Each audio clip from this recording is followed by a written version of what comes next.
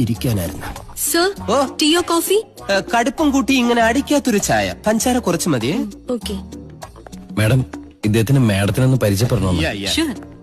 ഞാൻ ഹംസ. അല്ല, ഹംസൻ. ഹംസൻ MBBS. ഓ, ഡോക്ടറാണല്ലേ? അല്ല, വക്കീല്. നിനക്ക് മാത്രമേ വക്കീലാകാവോ? ബാക്കി പറ. ഇദ്ദേഹം വലിയൊരു കോടീശ്വരനാണ്. അതെ അതെ, അംബാനിക്കൊപ്പം പണക്കാരനാണ്. അംബാനിയേക്കാൾ. ഓ, ഇത്തവണത്തെ ഇയറിലെ കണക്ക് വെക്കപ്പെടില്ല. അതെ അതെ, അംബാനിയേക്കാൾ മേലെ പണക്കാരൻ.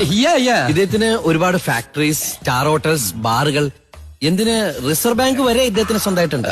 3 റിസർവ് ബാങ്ക് ആണോ 3? അതെ, ഇപ്പൊ 2 പുതുതായിട്ട് ചെയ്യാൻ പോകുന്നു. ഒന്ന് നെടുമങ്ങാട്, ഒന്ന് കാക്കനാട്. റിസർവ് ബാങ്കേ മാഡത്തിനോട് ഇയാളെ കുറിച്ച് ഇല്ലാത്ത കാര്യങ്ങൾ പുകഴ്ത്തി പറയണമെന്ന് എന്നോട് പറയാൻ പറഞ്ഞു. എന്തിന്? മാഡത്തിന്റെ ഒരേ ഒരു മോളെ ഇയാള് കല്യാണം കഴിച്ചിട്ട് മാഡം ഇപ്പൊ ഇരിക്കണ കസേരയില്ലേ, അവിടെ ഇയാള് കേറിയിരുന്ന് മാഡത്തിന് ചവിട്ടി പുറത്താക്കുന്നാണ് ഇയാൾ എന്നോട് പറഞ്ഞത്. അല്ലേ?